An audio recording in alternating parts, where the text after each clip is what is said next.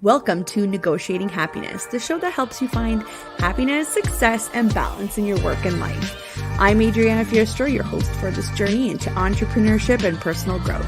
We're broadcasting live on 107.7 and 105.3 FM in New Orleans as part of the United Public Radio Network. We explore the latest strategies, insights, and stories from successful entrepreneurs and experts.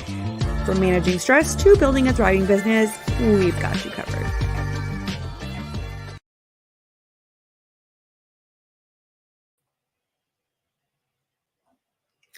Good afternoon, everyone. Welcome to Negotiating Happiness. It is October 23rd, 2023, and we are broadcasting live on the United Public Radio Network and UFO Paranormal Radio Network on 105.3 and 107.7 FM in New Orleans.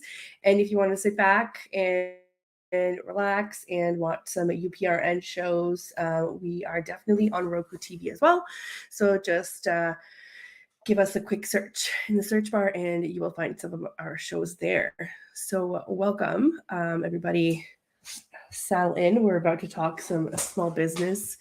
Some people might think it's exciting. Some people might think it's boring, but it kind of fits in with my CEO days that I take on Monday. So I thought I would go over kind of a checklist type of situation where we get to kind of go over what you need to do for different areas of your business. I know that it's really inspirational when we come up with a business idea, and it might be a really great idea, really good product or really good service, and it might be in demand. So we tend to grow really fast, and we don't have time to kind of do the building before we grow. So sometimes you kind of have to press the pause button and go back and pretty much say, hey, do I have all of these things, done properly? Do I need to go back and invest some time or money into some of the parts that could come in handy later? So let's just settle in and look at some of our statistics, which if anybody knows me, you know that I love statistics because they tend to paint a picture. And recently I even said that it's just data makes the world go round, not money. Money is just a byproduct of the data. So if you understand the data, then you probably understand how to get to the money as well. I think it works very well for businesses to strategize before they decide to put in more time and money into their production. So let's start her off with some wonderful statistics that I was able to gather. And again, we're going to go over US and Canadian statistics because we love that we're on the airways for our American friends, but we also talk with a lot of our Canadian friends during our shows here as our guests. So I love it. I love the fact that we have that kind of friendship going on. So I guess let's go back to basics. So you can either have a small business as a sole proprietorship, partnership, or maybe an LLC, like a limited liability company, or different types of corporations, right? In the United States. In Canada, you can have them as sole proprietorships, corporations, public and private, and cooperatives. You could have partnerships as well, yeah. But a lot of the times, a lot of the small business owners are sole proprietorships before they get to incorporate for many different reasons. And I mean, there are pros and cons to both of those structures, but we can cover that some other time there. What we're looking at is after the 2020, world economy, we've seen an uptick in small businesses, and a lot of them are online. So I think this is a really great time to kind of sit down and study and see what's kind of going on, across the globe. What kind of markets can you tap into? And, how did this shift happen? And how can you benefit from it, right? Because while, yes, it was a terrible time in our world and our economy and for our, social interaction or just wellness in general. It was very good for other things such as online businesses. That's why you saw how Amazon just had huge boom, because it was convenient and the demand was there. So sorry guys, I'm struggling to talk today because I'm a little bit sick. So just bear with me here. I say a little bit, but I was very sick. So I'm hoping to get over it very soon. In about 2021, there were approximately 32.5 million small businesses in the States. And they accounted for 99% of all US businesses. That is huge because it means that they also employ about half of the total workforce. So it's amazing how important small businesses are to the economy. In Canada, there are about 1.2 million employer businesses, which they account for about roughly the same, 98% of of businesses, and they're actually responsible for employing roughly almost 70% of the private sector labor force. This is even more significant. So I don't think we realize as small business owners how beneficial we are to not just the economy, but your community. You're probably employing and supporting your community, your neighbor down the street, or now because we're working globally, maybe it's your neighbor in 3 cities over, or 3 states over, or 3 provinces over.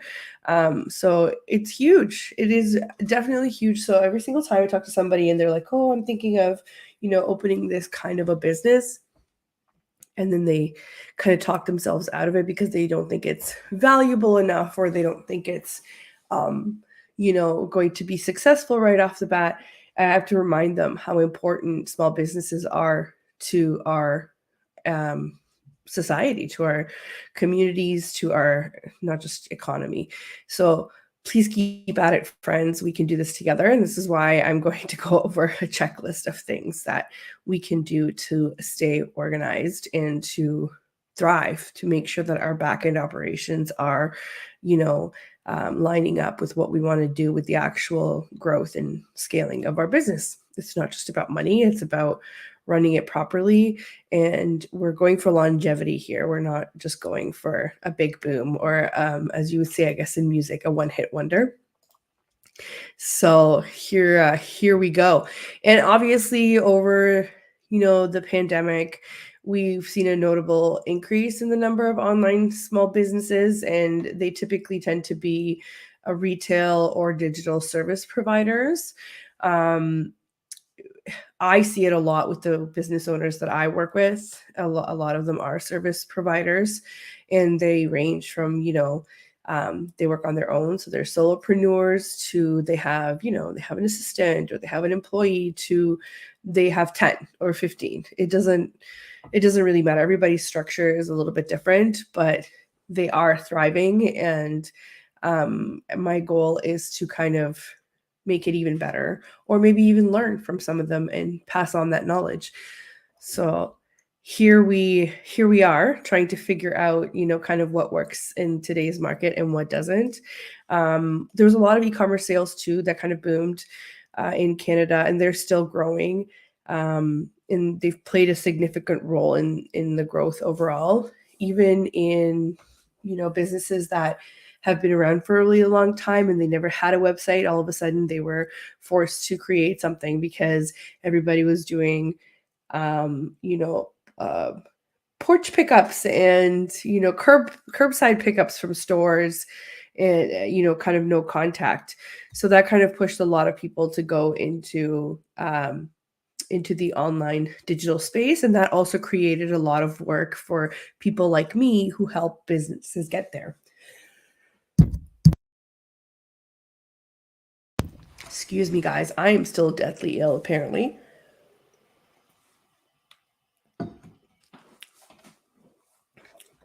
So, another thing that I guess what happened was a lot of the smaller businesses leveraged through some of the bigger marketplaces like Amazon and eBay because they reach a much broader audience. So you see a lot of, you know, third-party sellers. I see it on Walmart.com a lot as well, where you get third-party sellers that put their products on there. I don't find the Walmart marketplace to be all that reliable sometimes, but I mean, Amazon is a favorite, and I've only ever dealt a handful of times with eBay, but I have a lot of people who I know a lot of people who do use eBay. So there were a lot of small businesses who kind of were able to reach that giant audience through those kinds of marketplaces, which was amazing. Whereas before you had to be really specialized. That's how you would find people. Not as much eBay, because eBay, there was a lot of people doing kind of like, seller to seller kind of business. But with Amazon now, you see all these videos on how to become an Amazon seller, or how to publish your own books through Amazon, or how to figure out what kind of products you can source in order to sell them on Amazon. So there is definitely a lot of traction there for these small business owners. Another thing that we saw a huge growth in was technology and digital tools. I think over the last 3 years, we went from, everybody kind of knew what a CRM was and how to utilize it, kind of, to now everybody's using AI. And there's still kind of this debate on, should we use AI? AI is going to take over our jobs or not. It's obviously still a work in progress, but it's seen such a huge boom that now that we've uncovered how to work with a handful of these AI tools, there are just thousands popping up over the last year. I can't even keep up with how many, and I've tried to make resources. I've tried to make, these kind of lists of how many tools I could, actually realistically use for a small business like my own, or my clients in the service industry. And it's just wild. You cannot keep up with the amount of tools that are out there. So if you're struggling with something and you know that there has to be, I mean, not know, but you would imagine that there has to be another way of doing it. There probably is. You just have to find the right AI tool. Another thing that kind of boomed over the pandemic was the cross-border e-commerce, because again, a lot of people were forced into the digital space. They were forced to create a website. They were forced to be out there. And their markets would have crossed borders. It happens really easily here in Canada, the US. I'm sure it happens really easily in Europe as well, where everything is just so close together, and you could go, from one country to the other in a matter of minutes sometimes if you're on the border. That it's not that far-fetched to think that, your markets would expand past the borders. So what do you do in all this case when you experience this growth? Is you backtrack. You backtrack and you look at all of the things that you need to have in place in order to make sure that your business continues to grow. You don't want it to stagnate after such a wonderful, burst of growth. So how do we do that? We talk about various things. So that we're going to go through a kind of a checklist or a check-in for things that will cover anything from contracts to insurance to marketing to, do you use a CRM, to bookkeeping and how to go about it, to a website, to how to use and leverage social media, to what is the standard operating procedure and why do you need one, to the client experience and what about team and team efficiency and how to keep your costs down and still be able to do all of these things. That's what my goal is for today, is to kind of take you through a general overview now that we've sort of gone over all the statistics, and not all of them, but some of the statistics, to understand how important small businesses are and how quickly they can pop up but just as quickly disappear. We don't want to do that. We're going for longevity here. So let's talk about a really simple subject that is often the first thing that is overlooked. Kind of goes hand in hand with the second subject as well, but the first one would be contracts and policies. Now, if you're not sure how you can have a contract or a policy. So let's say if you are a product-based business, you definitely need contracts if you have vendors, right? That's kind of a no-brainer.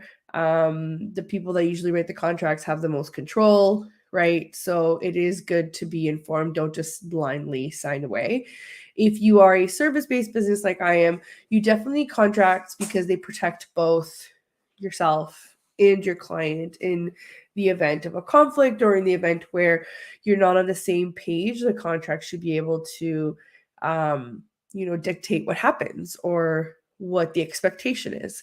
So for a good contract, I always say you have to go to see a lawyer. I know that in the digital space, there are communities that will share contracts. So if you haven't sort of joined a community already for your own type of business or your own industry, I highly suggest that you do. In Ontario here, we have quite a few groups on Facebook or networking groups that are available for people, and there are some very helpful people out there. If you have something specific that you want to include in your contracts, definitely have somebody look at them, somebody that has legal knowledge, like a lawyer, to draft you something. And while it is an upfront expense that is not usually cheap, or it's something that will save you in the future, right? We're talking about liability, we're talking about, chasing after funds, we're talking about maybe policies that will help you save time or kind of get, recognize red flags in clients. It does happen where you have to fire clients as well. So this is why contracts are very, very important, especially, or if you have subcontractors, if you have people that do other things for you, you want to have the promise and you want to build that reputation that you do things correctly so that your clients trust you, so that your clients don't think that, you kind of let anybody handle their business. And that's simply not true.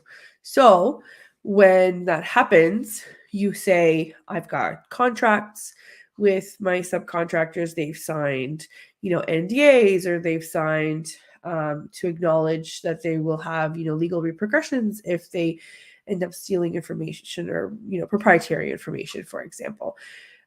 If you don't want to go to a lawyer, something that's a little bit cheaper, I guess, it's not as effective or as strong as a contract that's drafted by a professional. You definitely could go to places like lawdepot.ca where you can get contracts that are pertaining. This is just one example. They pertain to Ontario law.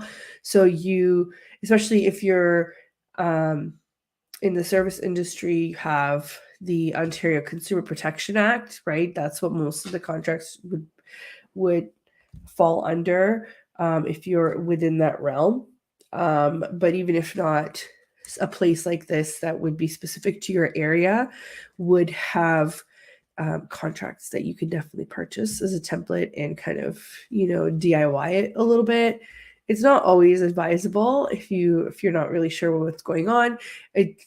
But if it's better to have something rather than nothing. Policies. Why would you have policies? And I know this is kind of like the boring stuff, but it will definitely save you from, wasted time. And because when you don't have clear expectations somewhere that is public, or when you don't notify your clients of clear expectations, you're going to get in trouble. You're going to find that not everybody has the same understanding of what means what as you do.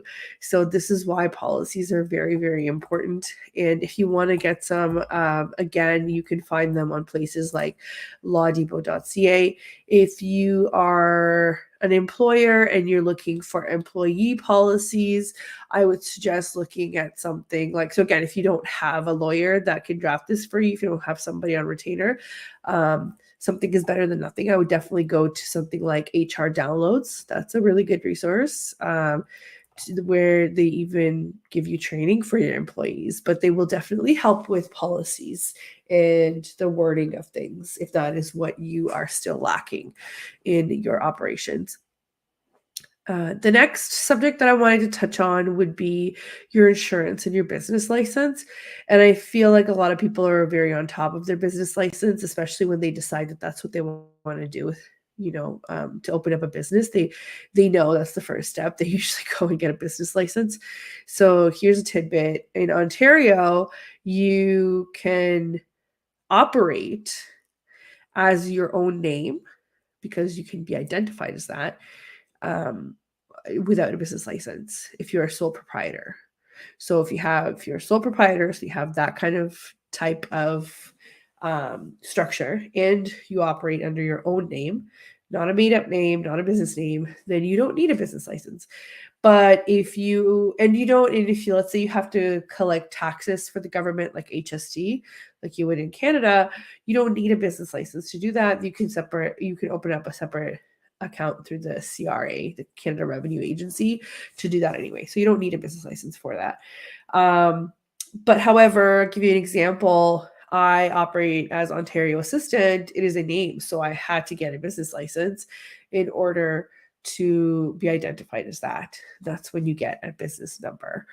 And it's funny, sometimes you think um, you can operate with a different name and you can just change it. And a lot of the times, depending on your area, you can't. You have to basically abandon the process and do it again in a different one.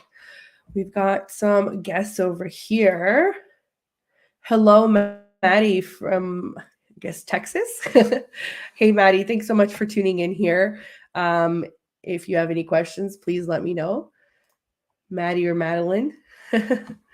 Yeah, guys, so I keep forgetting to let you know if you have any questions, please send them here or leave them if you're doing a replay, and we'll try and get to them and answer all of them.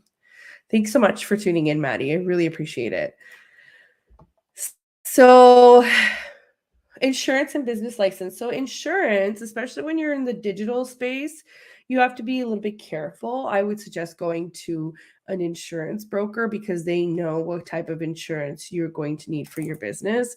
Like, I don't need insurance to work on site somewhere because I typically don't. But I do need general liability insurance because anything could happen. So general liability just means exactly that. It is general liability. If anything happens, maybe it's with social media, maybe it's with, we lose data because there's some sort of crash. It is a general issue, and we want to be protected against it. Sometimes you can find some insurance that is pretty reasonable. I'm not sure what they're like in the States, but in Canada, I think what the most cost-effective option that I found was $500 a year. And I know that that's not typically that reasonable, but I mean, there are places that do offer them, especially if you work very simply, from home, you have a contract. They do take that into account. If you have kind of these safety nets in place, insurance will take that one. When the underwriters will typically ask you for that. So I definitely recommend that. And I recommend that you do it sooner rather than later. And obviously, an FYI, when you're running events, you typically need extra insurance if the scope has slightly changed. And you can get insurance for a limited period of time. So if you have, let's say, general liability for the whole, your entirety of your business, so it's continuous, it's consistent, and then you're running an event and you're kind of, it's kind of in the realm, but you're running it through this company, you should probably, if you're asking people to go somewhere or to, participate in anything, you definitely should get insurance in order to avoid having to be stuck in the middle. Even if you're going to a venue that is already insured. So let's say you're running it somewhere like a conference or, a hall or something, they typically have insurance, but I didn't claim. it is nobody's safe. So it's definitely better to have insurance, even if it is for a 2-day event. You can do that. Definitely ask your insurance broker. If you are in Ontario, I'm sure I have contacts. So just let me know if you need kind of a start of, somebody to talk to see what would be best for your insurance. And again, that's why, joining these groups and joining networking events or groups is very helpful, because people will know other people, and you're going to be able to ask some of these questions without feeling weird about it, because there are a lot of people that are typically in the same shoes that you are. And let's see here, we've got marketing. Marketing's next on the list. So in marketing, it's either really easy to get lost in the budget, or it's not easy at all, and it's not something that you really have to do. And typically, when small businesses start and they experience this huge organic growth, they don't necessarily do a lot of marketing, because they don't need to. But that doesn't mean that, the the flow won't tap out. So you always have to be prepared to have some sort of marketing in place or marketing strategy.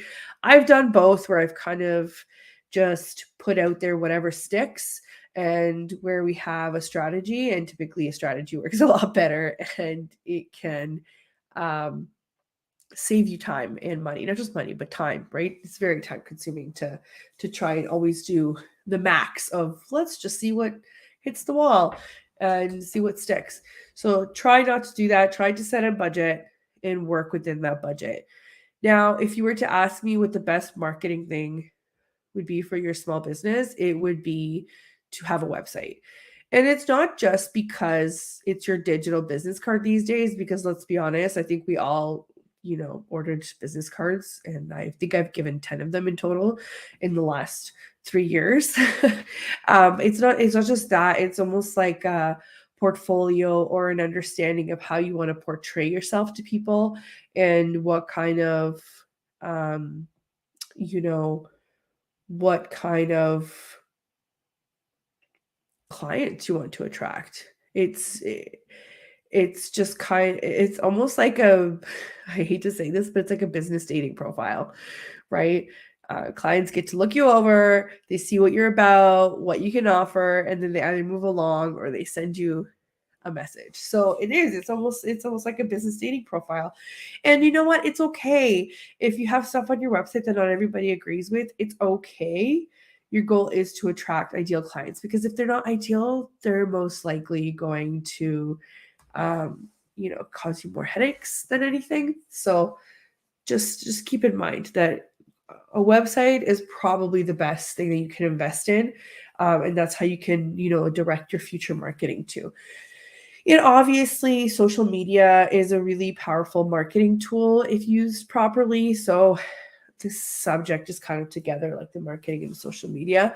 Um, my advice would be, if you wanted to do it really cost effective, social media is definitely one of the ways of doing it. While you can run ads, you can just do it in a way that you don't have to, at least for the times where you don't particularly need marketing. But again, I think you always need marketing. It just depends on how amped up it is. So even if I'm full, right, like if all of my bookings are full for the next 3 months, it doesn't mean that you stop posting, and it doesn't mean that you stop letting people know what your services are. So you always kind of have to have that in the back of your head. But with social media, I wouldn't overextend myself either, because I've been there and it's tiring. So you kind of have to know where your industry lives. Like if you're a photographer, if you don't have Instagram and Pinterest, it's weird, because that's where most creative services go and live, and that's where people know that they go and live, so that's where they'll look. Or even, TikTok, sometimes it's such a visually inclined platform. Not to say that Twitter isn't, or Facebook, but your demographics are definitely very different, right? Facebook was around when I was in high school. There's a lot of people of all ages back then that were, joining Facebook, and they still all are on Facebook. So the demographics have changed quite a bit over the last like 10, 15 years. So who is your typical client? That's kind of, the work that you have to do now that you've had, some growth. You should be able to identify, make them, think of them as an imaginary person and describe them down to what clothes they wear, what they do on their free time. It's not just about how much money do they have and what do they spend. You have to kind of understand them as a person, and that's how you can then change your voice in your marketing and your social media in order to fit that. So create your ideal person, who is your ideal client, and then speak to that person on social media.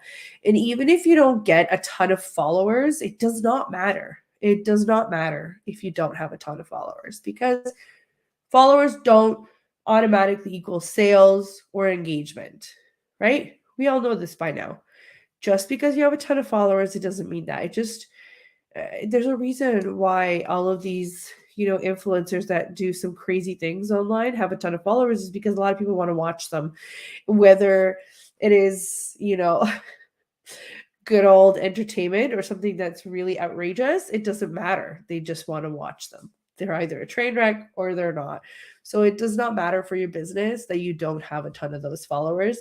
What you do want is you want to continue to attract your ideal client. So even if you get, 4 followers a month, those are 4 followers that are most likely going to be aligned with what your ideal client is, or who your ideal client is, I should say. So it's okay. So this whole marketing thing, having a website and having, consistent social media will help you build your brand and will help you seek out the market.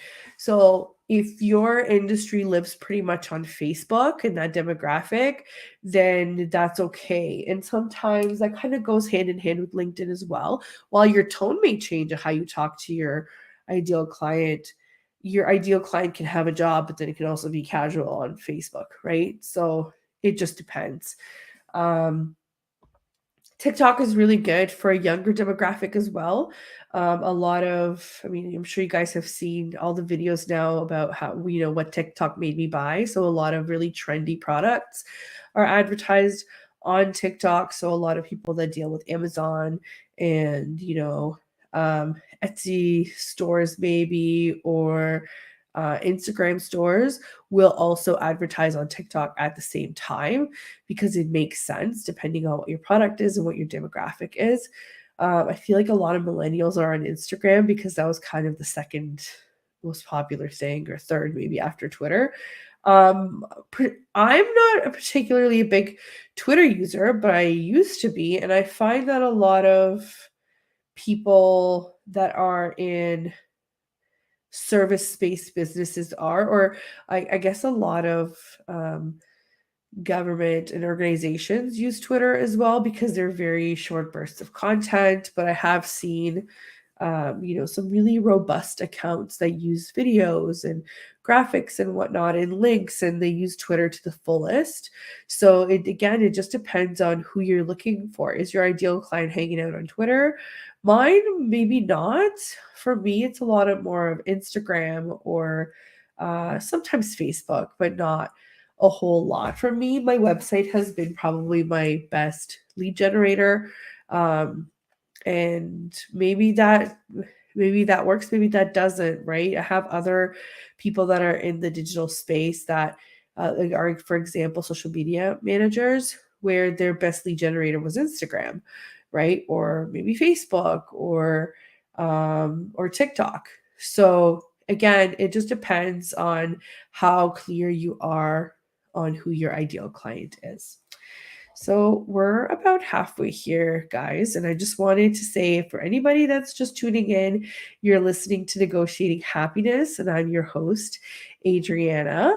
And today I'm just representing Ontario Assistant, which is my own business. And we are live on United Public Radio Network and UFO Paranormal Radio Network at 105.3 and 107.7 FM in New Orleans.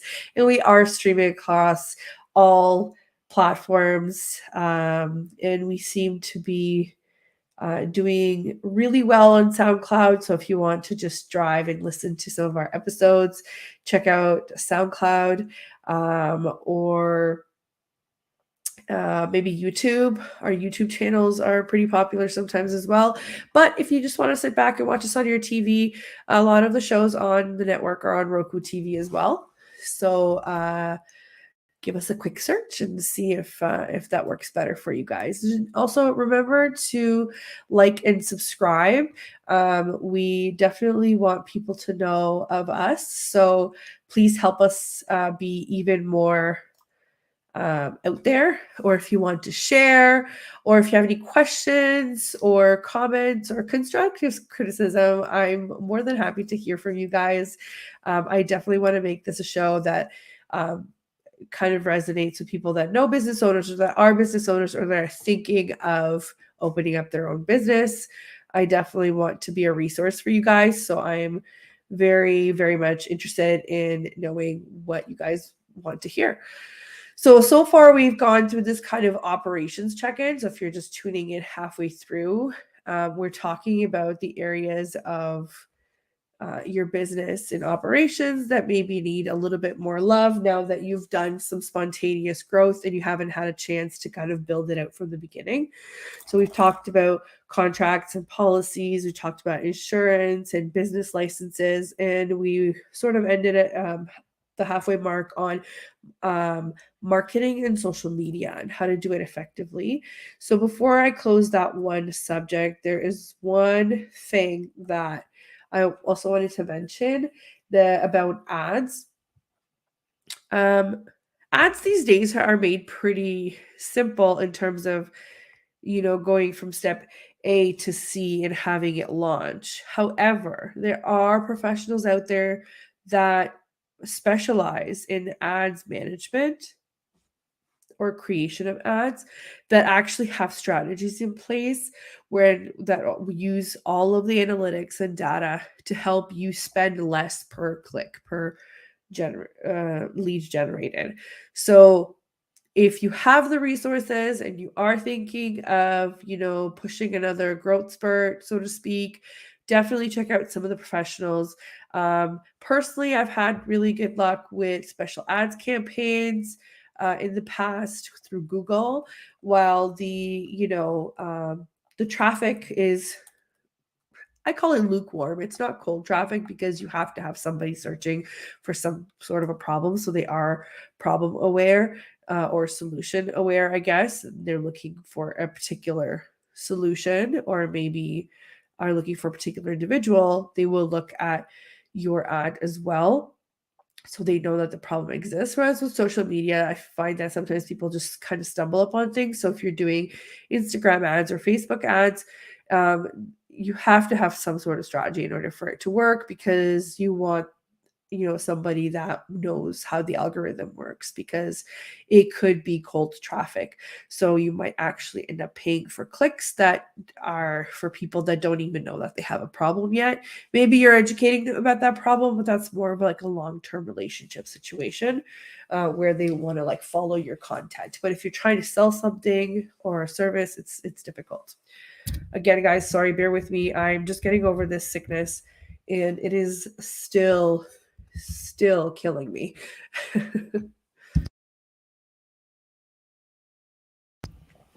So on we go, where we talk about the part where we think about how do we run our business in terms of the client experience and a CRM. So typically people will have CRMs and they will use them for maybe one or two specific tasks and then kind of forget that they exist after that. CRMs are very complex programs that can offer you a lot more solutions that you're probably using them for. And that's typically what my experience has been with clients, is that they don't really even know how powerful their CRM can be, and they don't really know how to improve the client experience with them. So it is literally all about managing the relationship of the client. That's what CRM means, right? Client relationship manager. So you want to make it easy for people to buy from you. And I've said this many, many times. So if it's really complicated or if it requires a lot of back and forth before they even, have the opportunity to say yes and pay you for something, whether it's a service or a product, it's not going to be successful enough to ever grow and scale because you're still spending all of your time doing the in-betweens. And while this might seem like a very, common sense type of situation, a lot of people get bogged down in actually making those sales that they don't realize how much time they could be saving by having a CRM in place. Bear with me, guys. I'm having a cough attack over here. So, if your CRM allows for you to have workflows, even if you don't think that your services can be standardized, I promise you they can be. I was that person where at the beginning of running my business, I thought that I just did so many different things that I did not I did not have the opportunity to standardize my services. And that's just simply not true. You can do very different things, but your services, in order to streamline them, you have to simplify them and you have to know what you're good at in order for people to want to pay you money to do it. So if you think that you can't automate parts of your services, then you're going to have a really hard time finding the extra time to do it. So unless you have all of the resources possible, then you're not going to be able to take on more and more unless you have some help. So you're either paying for an assistant or paying for a subcontractor, but you're also still kind of, you're in the grind and you're trying to get it all figured out, when in reality, you don't really have the system in place to be able to help you with the client experience. So again, the easier you make it for the client, the easier it's going to be for you to make the sale and go on to your next one. So, excuse me, if you're, keeping track in an Excel sheet, that's great and you can manipulate it fairly well, but that's not going to help you with workflows and getting things done automatically, or sending confirmation emails, or sending feedback emails, or sending reminders, or even chasing people for your invoices, right? You need a CRM, you need a platform that will help you.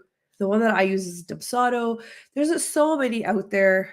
There's Honeybook, there's HubSpot I've used. There's just so many. Some people use Asana, some people use Trello, and some of them are not quite full-on CRMs. They're more like project management tools. You need something, is what I'm trying to get at here.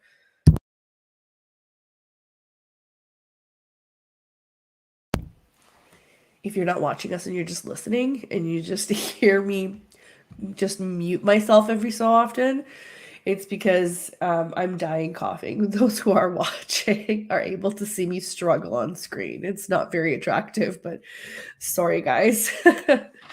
So we've just concluded a CRM portion and the client experience. The client experience, though, I just want to say one more thing about it, is when you decide to attract your clients in, you have a strategy there, right? They're your leads, then they become clients. But once they become clients, I find that a lot of businesses just tend to forget about it because they're clients. They think that it's over. It's not over, right? You want to make sure that you're improving the process. So, do you have automatic updates?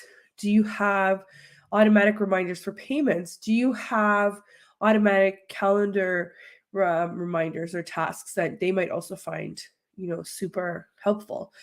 Do you make their lives easier, or do you just add to the list of them for them to work on, right? Like, are you somebody who, or your service requires a lot of information back and forth? If that's the case, then do you have the proper forms in place to make it easier for data collection? Do you have the processes in place to be able to work with their staff if it's a lot of data from different departments? That's what I'm trying to kind of get at. Like, the client experience is everything, because either they stop the relationship with you or they finish it and then they never come back, right? Or they have a great relationship with you. They've already worked with you and they've realized like how much better you make their lives with your services, that they will come back to you or they will refer their friends.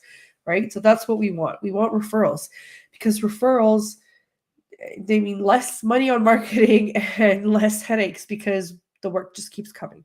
Best kind of marketing, right? Referrals. Excuse me. So where are you at in this process? And once you've worked with somebody, how do you collect your feedback, right? That's part of the client experience workflow. You should have the feedback. You should have promo reminders. You should have, hey, did you know that we're changing XYZ in our company? Are you interested? Or hey, as past clients, do you want to do an XYZ at a discounted rate or a beta rate? Or where we're testing this out. Do you want to be a guinea pig for free? Just those types of things just help improve the relationship, and they know that you're thinking about them and you're appreciating them, and please come back and work with me, right? That's the whole idea here. The other thing we should probably touch on is bookkeeping, because all of these different numbers, whether it's an expense or income, it needs to be tracked. If I kind of give this advice to business owners right off the bat, if you do have a little bit of monetary resources and you want to save yourself really big headaches, is hire a bookkeeper, because they will be the person who organizes probably the most important part of your operations. So like the behind the scenes, when you're first starting out, mainly because they'll know the tax laws and they'll know what to collect, and they'll keep everything in check and in order. Trust me, it is very hard to try to remit taxes or HST collection or whatever it may be to the government when you can't even find your gas receipts. So you definitely want to have a bookkeeper, and sometimes they're fairly reasonable, and especially if you're only putting in a couple of transactions a month, they typically tend to charge hourly, or they could charge as a package per month.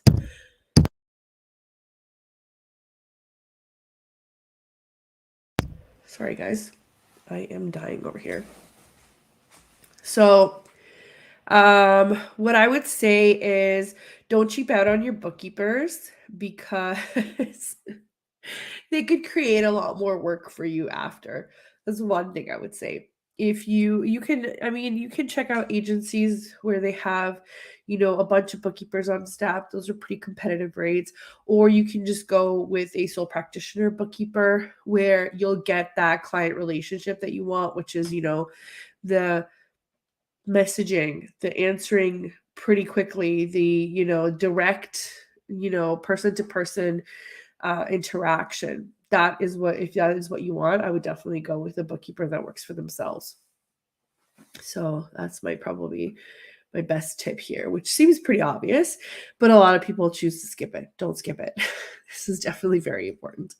The other category here that we were talking about was a website. And I know I touched a bit on a website on when we talked at first about marketing, about how I use it, as it's not just your, digital business card. It is also kind of your portfolio and your business dating profile, is what I called it, because people just look at it and say, oh, I definitely don't agree with, how you view this or how you view that. So they move along, or they say, yes, thank you. You understand my vibe. I want to work with you, because at the end of the day, people buy from you. Right. I definitely think that for a website, even if it's informational, you should have at least 4 pages, right? A home, an about section, a service section, a contact, or even, I know that sometimes people try to avoid putting in a blog section on there, but here's how it works.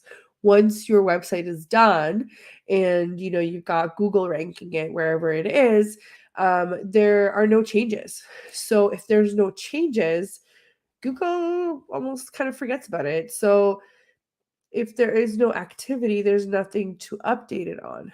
Or if there are no specific keywords, right? This is a lot to do with SEO. then Google doesn't know who to show it to. So the reason why people write blogs is because they get to use keywords and meta descriptions and alt text, right? Even on pictures. So I'll give you an example. If I'm Ontario Assistant, which I am, right? OntarioAssistant.com. If I'm Ontario Assistant and I am now putting out a service that has to do with payment processors. I'm just giving an example. I'm not actually. If I write a blog about payment processors and why this or that needs to, happen, or here's the best choice, or literally put in the keyword search or the alt text or the meta description, whatever, the best payment processor for small businesses in Ontario, somebody decides to search that and Google has that indexed and analyzed, that it knows that, hey, I think they're looking exactly for this, and then it connects them to my website, right? Whereas the rest of my website is very informational and it just says online business manager. They might not even know that they need an online business manager, right? So this is the purpose of blogs. Google wants to make sure that it connects you. And obviously there's other browsers as or other search engines as well, but Google is probably one of the most used ones in the world. But it kind of works the same, right? Where they want to make sure that they match them with the correct information. And there's a reason why they're probably one of the best in the world, because they're easy to use and because they kind of know what they're doing. And if you are just setting it up on your own, you can definitely DIY it. Open yourself a Google Analytics account with Google. It is free. And install this little Google Analytics tag. And what I mean by tag, it's like a little serial number. And there are instructions on how to do them, online. They're free. This little serial number gets tracked then by Google and is able to give you data or analytics so you can see who actually visits your website. It's really important. I'll give you a real-time example. My website at one point was getting a lot of hits from Turkey. And while that's great, and I welcome everybody around the world that, wants to come on, it wasn't conducive for the ads that I was running or for the landing page that I had, because I didn't want to work with anybody from Turkey because I can't speak Turkish. I'm just giving you an example, right? Excuse me. I'm having like a cough attack over here. But what I was doing is I was able to tell it geographically where I wanted to kind of focus its energy, right? So for me, it was a lot of, I don't know, maybe English speaking, or I guess I can speak Romanian as well, right? So kind of gear it towards the languages that I could speak in so that we could have a good client relationship and maybe turn it into a business interaction, right? Or people that were searching certain types of keywords that didn't make sense. So for me, it was like how to become a virtual assistant. That's not relevant to me because at the time I was one, but what I wanted was people that were looking for a virtual assistant to work with, right? So there are these different things that people don't think about when they search. You have to be very specific. And with the Google Analytics tag, you're able to kind of gather some demographics. So since then, I've always known that a lot of my traffic, including on my social media, was female between like 25 and 60. And I guess that was just the market that I was speaking to. So this is who resonated with my information. That's who visited my profile. And that's the other thing. I plastered my website on every single, social media channel that I had, or posts on Facebook Marketplace, or, on and on and on and on. You just kind of be your own promoter. So that's kind of another really important reason why you should have a website and why you should use Google Analytics, because it does help you understand where your target might be. Now, before we go, we only have a couple of minutes left here. The only thing that we haven't talked about is standard operating procedures. So the reason why we want standard operating procedures in our business is because now that you've grown and you need help and you have automated everything that you can and you are doing your part as a business owner and operator, maybe now you just want to be a business owner. So you need to hire a team and you need to hire people to be able to work with your process and with your services. This is why standard operating procedures, they serve as we're going to treat everybody the same. We're going to provide the same great service. So it's not only, quality control, it's also training. So whenever you do have a team, everybody's learning from the same exact piece of material. And if somebody leaves, it is what it is. It happens. The next person that comes in, again, they're getting the same training. There's no like mystery of, oh no, what did the other person do for me as an employee? I don't even know. You do know because you've put these processes in place. You've mapped out your entire business, because if you run your business out of your head, you're not being very efficient with your business. Because at some point you need to take a vacation. At some point you need to be able to walk away from the business, because the business can't be running you. You should be running it. So obviously this is super common sense. You want to like make money in your sleep. You can't do that if you're always running the business, right? So that's probably one of the things that gets missed the most. I work with a lot of clients that don't have any standard operating procedures, and they have to start from scratch. Even they're all very successful clients, but that's because they've been going until they no longer can. And now they're kind of pumping the brakes to say, no, I definitely need some standard operating procedures. I definitely need to have other people work for me. So it's a great feeling to have that, to know that you've generated so much work for yourself that you need other people to work for you. But it's a very scary feeling when you don't know how to verbalize what they need to do. Like sometimes I even need to sit here to think about the tasks that I can delegate, never mind actually go through it with them and explain it to them. So it is most definitely the most missed part of operations is standard operating procedures. And the things that we've talked about just now are not, the only subjects or the only parts of operations that you could enhance, but these are some of the things that you can do that are also cost effective, right? And they're going to standard operating procedures, for example, are going to be cost effective pretty much forever. You will need to change it here and there, but it shows that you're not spending your time training and you're not paying somebody else to train them. And if there's turnover, it's okay. You've already got the materials to be able to move forward, right? So what we've talked about today are things that you can continuously improve, and you can continuously kind of change the level. Maybe you're at a lower level depending on your resources, and then the next time you're going to be hiring 2 more team members, and you're going to be hiring somebody to make your website instead of DIYing it yourself. Like this checklist isn't just for beginner businesses. This could be for people who are rebranding. This could be for people who are growing. So then again, they need to reevaluate this.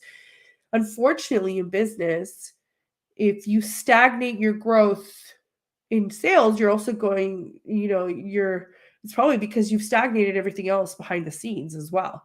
So it's a machine with a lot of moving parts. So just because you've probably already done all of this doesn't mean that in a year or two you're not going to need to do it again, or at least consider it or review it, right? So I will be making this into a freebie that will be available on my socials, which is at assistant.ontario on Instagram, or you can find me on Facebook or YouTube or on Soundcloud if you want to hear the replays. But I am probably most active on Instagram. I'll also make it available on my website at ontarioassistant.com for you to download it.